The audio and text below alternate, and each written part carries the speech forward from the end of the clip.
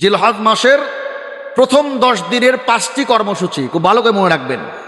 জিলহজ মাসের প্রথম 10 দিনের 5টি কর্মসূচি। নাম্বার 1, প্রথম 9 দিন অর্থাৎ ঈদের দিন বাদ দিয়ে ঈদের আগের 9 দিন, প্রথম 9 দিন রোজা রাখা। রাসূলুল্লাহ সাল্লাল্লাহু আলাইহি ওয়াসাল্লাম বলেন, প্রথম এই 9 দিন যারা রোজা রাখবে এক একটা রোজা 1 বছরের রোজা রাখার সমতুল্য হবে। বলেন সুবহানাল্লাহ। এবং প্রত্যেকটা রাতের ইবাদত শবে কদরের রাতের মতো ইবাদত হবে। বলেন সুবহানাল্লাহ। তাহলে 1 নম্বরে প্রথম 9 দিন রোজা রাখার চেষ্টা করা। প্রথম 9 দিন কি করা? রোজা রাখার চেষ্টা করা। সম্ভব হলে 9টা রোজা রাখা, সম্ভব না হলে অন্তত 9 জিলহজ আরাফার দিনের রোজাটা রাখা। এটা হলো 2 নম্বর কর্মসূচি। 1 নম্বর কর্মসূচি প্রথম 9 দিন রোজা রাখা। যদি প্রথম 9 দিন সম্ভব না হয় অন্তত একটা রোজা রাখা, সেটা হলো আরাফার রোজা। কিসের রোজা?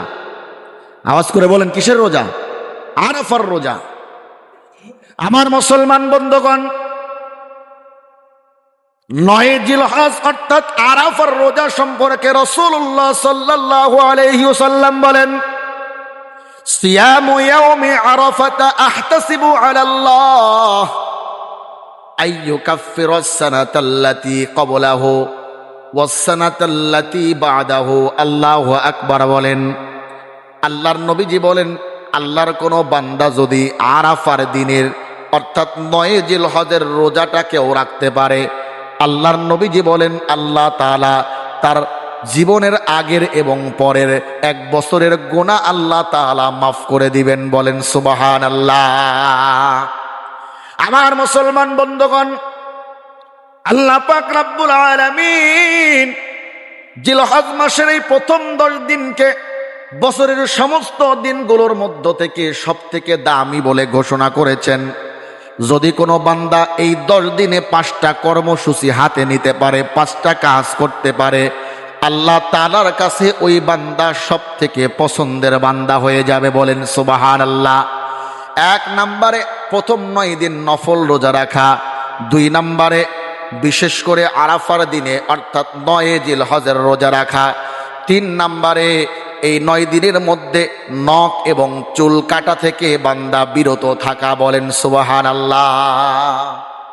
এটা আরেকটা ইবাদত, নবীজির সুন্নাহ। রাসূলুল্লাহ সাল্লাল্লাহু আলাইহি ওয়াসাল্লাম বলেন, তোমরা যখন কুরবানির নিয়ত করে ফেলবে তো ওই সময় থেকে জিলহজ মাসের চাঁদ ওঠার আগ থেকে শুরু করে নিয়ে কুরবানির পশু জবাই করার আগ পর্যন্ত হাত পায়ের নখ এবং তোমাদের চুল দাড়ি অবঞ্চিত যেই লোমগুলো তোমরা কাটো, পরিষ্কার পরিচ্ছন্ন হও, এগুলো থেকে বিরত থাকবে। কুরবানির পশু জবাই করার পরে তারপর এগুলো পরিষ্কার করবে। সুবহানাল্লাহ বলেন। এটা নবীজির একটা সুন্নাহ। এজন্য আমরা যারা কোরবানির নিয়ত করেছি, আমরা মাস গণনা করব যে চাঁদ উঠবে কবে। চাঁদ উঠার আগেই পরিষ্কার পরিচ্ছন্ন কাজ সেরে নেবেন। চুল দাড়ি যা কাটা লাগে, মুজদারি, এরপরে আপনার হাতের নখ পায়ের নখ যা কাটা লাগে এগুলো কেটে নেবেন। বগলের অবঞ্চিত লম, নাভির নিচের অবঞ্চিত লম এগুলো কেটে ফেলবেন। পরিষ্কার পরিচ্ছন্ন চাঁদ ওঠার আগেই, জিলহজ মাসের চাঁদ ওঠার আগেই, চাঁদ ওঠার পর থেকে শুরু করে নিয়ে কোরবানির পশু জবাই করার আগ পর্যন্ত আমরা এগুলো কাটাকাটি পরিষ্কার পরিচ্ছন্ন থেকে বিরত থাকব। পশু কাটার পরে তারপরে এগুলো কাটলে আল্লাহর নবীর একটা সুন্নাত আদায় করা হবে। সুবহানাল্লাহ বলেন। আমার মুসলমান বন্ধুগণ, তাহলে 3 নম্বর কর্মসূচির কথা বললাম। অবঞ্চিত লম, চুল দাড়ি, হাতের নখ পায়ের নখ কাটা থেকে বিরত থাকা, কোরবানের পশু জবাই করার পরে এগুলো কাটা। 4 নম্বরে যেহেতু আল্লাহর কাছে এই দিনগুলো সব থেকে বেশি পছন্দের, বেশি বেশি করে আল্লাহর নামের জিকিরের মধ্যে লিপ্ত থাকা। কথা বলেন ঠিক কিনা? আমার মুসলমান বন্ধুগণ, সারাদিন কত অবসর সময় আমাদের চলে যায়, কত সময় আমরা অবসর থেকে সময় নষ্ট করে ফেলি, কিন্তু আল্লাহর নামের জিকির আমরা করতে চাই না। কথা বলেন ঠিক কিনা? হাতের মধ্যে একটা তসবিহ রাখবেন, তসবির দানাগুলো একটা একটা করে জপবেন আর আল্লাহর নামের জিকির সুবহানাল্লাহ, আলহামদুলিল্লাহ, ওয়ালা ইলাহা ইল্লাল্লাহু আল্লাহু আকবার, বেশি বেশি করে ইস্তেগফারের আমল করা, বেশি বেশি করে ইস্তেগফার পাঠ করা, আস্তাগফিরুল্লাহ আস্তাগফিরুল্লাহ। মুসলমান বন্ধুগণ, ইস্তেগফারের আমল, বেশি বেশি করে ইস্তেগফার পাঠ করা, এটা এমন একটা ফজিলতপূর্ণ আমল, যদি কোনো ব্যক্তি ইস্তেগফারের আমলের প্রতি অভ্যস্ত হয়ে যায়, আল্লাহ তাআলা দুনিয়াতে কোনোদিন তাকে অভাবের মধ্যে ফেলেন না। বলেন সুবহানাল্লাহ। ইস্তেগফারের আমল বেশি বেশি করে করা। তো নামাজে আসতেছে, মসজিদে আসতেছি, কোনো রকম নামাজটা পড়ে মসজিদ থেকে বের হওয়ার জন্য পারাপারি, কথা বলেন ঠিক কিনা? মসজিদের মধ্যে একটু সময় দেব, তো এইটুকু সময় হয় না। চায়ের দোকানে ঘন্টার পর ঘন্টা সময় কাটাচ্ছি, চায়ের দোকানে ঘন্টার পর ঘন্টা সময় কাটাচ্ছি, কিন্তু মসজিদে এসে একটু জিকিরের মধ্যে থাকবো, একটু কোরআন তেলাওয়াত করব, 2 রাকাত নফল নামাজ পড়বো, এতটুকু সুযোগ আমাদের হয় না, কথা বলেন ঠিক কিনা? আমার মুসলমান বন্ধুগণ, যেহেতু আল্লাহর কাছে এই 10টা দিন সব থেকে বেশি প্রিয়, সুতরাং এই 10 দিনের মধ্যে বান্দা যখন আল্লাহর জিকিরের মধ্যে সময় কাটাবে, ওই বান্দা আল্লাহর কাছে বড় প্রিয় হয়ে যাবে। সুবহানাল্লাহ বলেন। 5 নম্বরে আইয়ামে তাশরিক, অর্থাৎ 9 জিলহজের ফজর থেকে শুরু করে নিয়ে 13 জিলহজ আসর পর্যন্ত প্রত্যেক ফরজ নামাজের পরে উচ্চ স্বরে আল্লাহু আকবার, আল্লাহু আকবার, লা ইলাহা ইল্লাল্লাহু, আল্লাহু আকবার, আল্লাহু আকবার, ওয়ালিল্লাহিল হামদ, আইয়ামে তাশরিকের আমল করা। এই 5টা আমলে যদি এই 10 দিনের মধ্যে কোনো আল্লাহর গোলাম লিপ্ত থাকতে পারে, এই 5টা আমলকে নিজের অভ্যাসের মধ্যে রাখতে পারে, মুহাক্কিক উলামায়ে কেরাম, বুজুর্গ উলামায়ে কেরাম বলেন, আল্লাহ তাআলার ওই বান্দা বান্দিরা আল্লাহর সবথেকে প্রিয় বান্দা বান্দিদের অন্তর্ভুক্ত হয়ে যাবে। বলেন সুবহানাল্লাহ। 5টা আমল খুব বেশি নাকি? কঠিন হবে? কঠিন না। আল্লাহর কাছে সব থেকে পছন্দের দিন হলো এই 10 দিন, জিলহজ মাসের প্রথম 10 দিন আল্লাহর কাছে সব থেকে বেশি পছন্দের। তো আল্লাহর পছন্দের দিনে যখন আমি আল্লাহকে ডাকার প্রতি অভ্যস্ত হব, রোজা অবস্থায় থাকবো, কোরআন তেলাওয়াত অবস্থায় থাকবো, জিকির অবস্থায় থাকবো, তো ওই বান্দা আল্লাহর কাছে প্রিয় হয়ে যাবে। সুবহানাল্লাহ বলেন। তো 5টা আমল মনে থাকবে তো ইনশাল্লাহ। নাম্বার 1, প্রথম 9 দিন রোজা রাখা। নাম্বার 2, বিশেষ করে আরাফার দিনে রোজা রাখা। এই একটা রোজা আমার পূর্বের এবং পিছনের এবং সামনের 1 বছর 1 বছর 2 বছরের গুনাহ খাতা আল্লাহ মাফ করে দিবেন। সুবহানাল্লাহ বলেন। তো এর মানে কি, যে সামনের 1 বছরের গুনাহ মাফ, তো যা গুনাহ করব সব মাইনাস হবে। ব্যাপারটা কিরকম মনে রাখবেন, তওবা ছাড়া বান্দার কবিরা গুনাহ কিন্তু মাফ হয় না। এটা হলো যত প্রকার সগীরা গুনাহ আছে এগুলো আপনার মাফ হয়ে যাবে। তো কবিরা গুনাহ তওবার মাধ্যমে আল্লাহর কাছ থেকে মাফ করিয়ে নিতে হবে। এজন্য বেশি করে ইস্তেগফারের আমল করা, বেশি বেশি করে ইস্তেগফারের আমল করা। সব থেকে বেশি পছন্দনীয় দিনগুলো যেন আল্লাহর নামের জিকির দিয়ে কাটে। মানুষের গীবত শিকায়েত, মানুষের সঙ্গে ঝগড়া বিবাদ, এগুলো করে করে যেন আমার রাত দিন না কাটে। বলেন ইনশাআল্লাহ। তো আমরা সকলে পারবো তো ইনশাআল্লাহ। বিশেষ করে চাঁদ ওঠার আগেই, সম্ভবত ঈদ হচ্ছে 27 তারিখে, তাই তো 27 বা 28 তারিখে ঈদ হচ্ছে। তো এই হিসাব করে 10 দিন আগেই আমার যদি চুল কাটার প্রয়োজন হয়, দাড়ি 1 মুষ্টির পরে, 1 মুষ্টি আগে কাটার তো সুযোগ নাই, 1 মুষ্টির পরে যদি কাটার প্রয়োজন হয়, এরপরে আমার অবঞ্চিত যে লোমগুলো আছে, হাত পায়ের নখ আছে, এগুলো পরিষ্কার পরিচ্ছন্ন হয়ে যাব। এই 10 দিনের মধ্যে এগুলো কাটা ছাটা থেকে বিরত থাকবো। ঈদের দিন কোরবানির পশু কোরবানি করার পরে এরপরে আবার পরিষ্কার পরিচ্ছন্ন হব। আল্লাহর নবীর একটা হাদিসের উপরে আমল করা হবে। তো হাদিসের মধ্যে আসছে, এই আমল যে ব্যক্তি করবে তার আমল নামায় একটা পশু কোরবানির সওয়াব আল্লাহ লিখে দিবেন। বলেন সুবহানাল্লাহ। তো পারবো তো ইনশাআল্লাহ। হিম্মত করি। আল হিম্মাতু ইসমুল আযম। আল হিম্মাতু ইসমুল আযম। ইসমে আযম কি আমি একবার ব্যাখ্যা দিয়েছিলাম। ইসমে আযম এমন একটা পাওয়ারফুল দোয়া, যেই দোয়া করে বান্দা আল্লাহর কাছে যা চাই, মন্দ চাইলে আল্লাহ মন্দই দেয়, ভালো চাইলে আল্লাহ ভালোই দেয়। আল্লাহর কাছে যা চাওয়া যায় আল্লাহ তাই দিয়ে দেয়। সুবহানাল্লাহ বলেন। এটা হলো ইসমে আজম। তো ইসমে আজম কাকে বলে? হিম্মতকে ইসমে আজম বলে, সাহসকে ইসমে আজম বলে। আজকে দেখবেন ক্ষুদ্র থেকে যারা বড় হয়েছে, জিরো থেকে হিরো হয়েছে, ওদের গল্পটা শুনবেন, বলবে হুজুর আমি হিম্মত করে এই ব্যবসাটা শুরু করেছিলাম, আমি হিম্মত করে দোকানটা দিয়েছিলাম, আমার পুঁজি ছিল না, কিন্তু সাহস করে শুরু করেছিলাম, আল্লাহ আজকে আমাকে বাংলাদেশের বড় শিল্পপতি বানিয়েছে। কথা বলেন ঠিক কিনা? এজন্য হিম্মত, সাহসকে বলা হয় ইসমে আজম। তো আমরা যদি সাহস করতে পারি, 1 মাস রোজা রেখেছি, তো 9টা রোজা রাখা কি খুব কঠিন হবে? কথা বলেন, কঠিন হবে? কঠিন হবে না। এজন্য নিয়ত করে ফেলবো যে 9টা রোজা রাখার জন্য আমরা চেষ্টা করব, বিশেষ করে আরাফার দিনের রোজা। এবং এই দিনগুলো আল্লাহর জিকিরের মধ্য দিয়ে যাবে। 9 জিলহজ ঈদের আগের দিন ফজর থেকে শুরু করে নিয়ে, ইমাম সাহেবের যদি মনে না থাকে আপনারা জোরজের পরে উঠবেন। কথা কি বুঝতে পারেন নাই? ঈদের আগের দিন 9 জিলহজের ফজর থেকে শুরু করে নিয়ে 13 জিলহজ আসর পর্যন্ত মোট 23 ওয়াক্ত ফরজ নামাজের পরে একবার বলা, উচ্চ স্বরে একবার বলা, এটা হলো সুন্নাত। এটা বলতে হবে। যদি কেউ নামাজ ফেল করে, একা নামাজ পড়ে, নামাজ শেষে উচ্চ স্বরে বলতে হবে।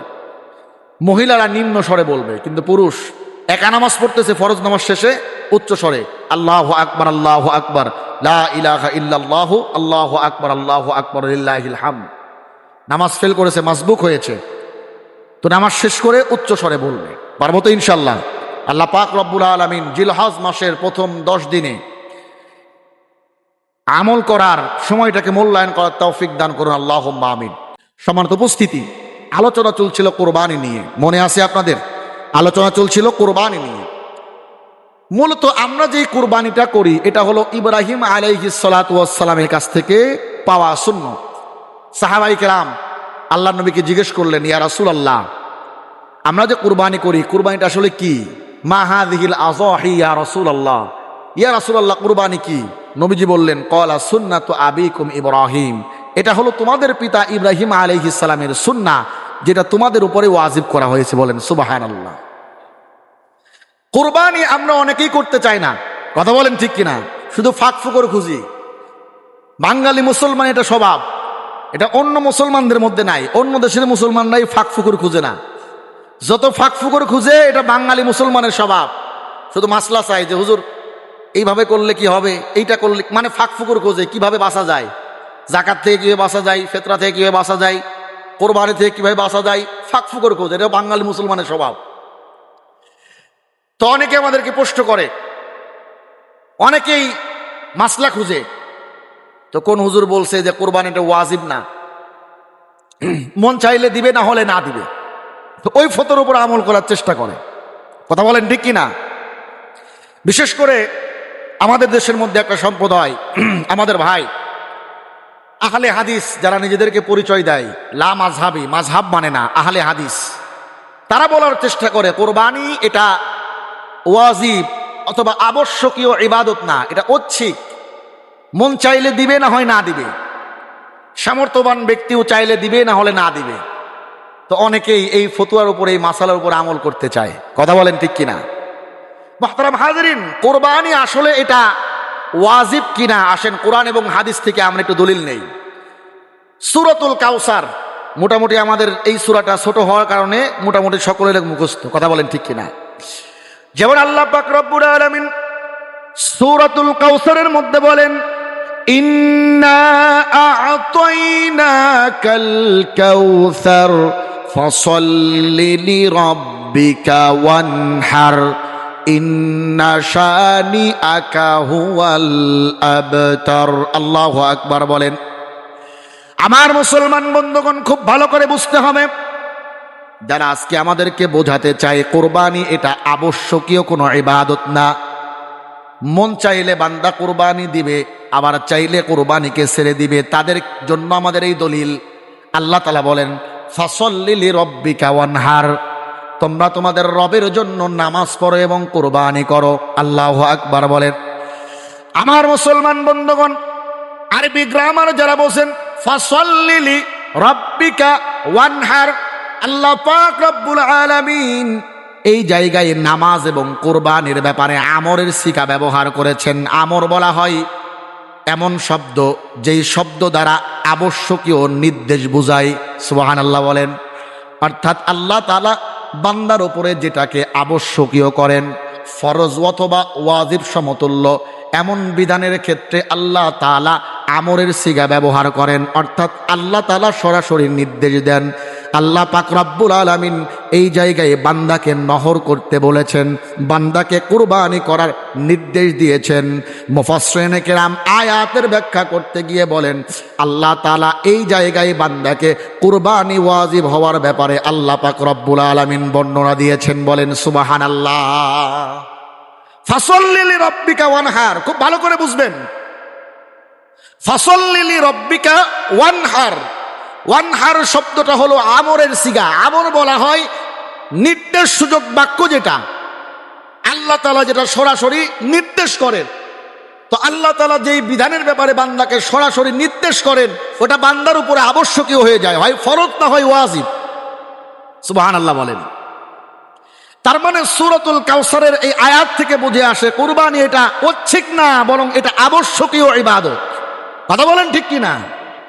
কুরবানি এটা ঐচ্ছিক না, এটা আবশ্যকীয় ইবাদত। নিসাব পরিমাণ মালের মালিক হলে তাকে কুরবানি করতে হবে, কুরবানি না করলে গুনাহগার হবে। এবার আসেন হাদিসের মধ্যে নবীজি কি বলেন। আল্লাহর নবীজি মদিনায় অবস্থান করলেন 10 বছর। কত বছর? 10 বছর অবস্থান করলেন। 10 বছর সময়কালে আল্লাহর নবীজি একটা বারের জন্য কুরবানি ছাড়েন নাই। সুবহানাল্লাহ বলেন।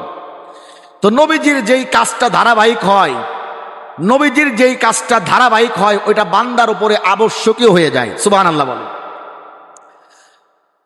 তারাবির নামাজ নবীজি মাঝে মাঝে আসে, মাঝে মাঝে আসে না। তো সাহাবায়ে কেরাম জিজ্ঞেস করলেন, ইয়া রাসূলুল্লাহ, আপনি মাঝে মাঝে আসেন আবার মাঝে মাঝে আসেন না, দেরি করে আসেন, সময় মতো আসেন না। সাহাবায়ে কেরাম বসে আছেন, রাত 1টা বেজে যাচ্ছে, আল্লাহর নবীজি রাত 1টার সময় আসতেছে। তো সাহাবায়ে কেরাম নবীজিকে জিজ্ঞেস করলেন, নবীজি বললেন, যদি আমি তারাবির নামাজ ধারাবাহিক তোমাদের এখানে আসতে থাকি, তাহলে এই নামাজটা তোমাদের উপরে ফরজ হয়ে যাবে। তো তোমাদের জন্য দীর্ঘ সময় সারাদিন রোজা রাখার পরে তারাবির নামাজ পড়া ফরজ যদি হয়ে যায়, তোমাদের জন্য কষ্টকর হয়ে যাবে। এজন্য আমি আমার এই আমলটাকে ধারাবাহিক করি নাই। সুবহানাল্লাহ বলেন।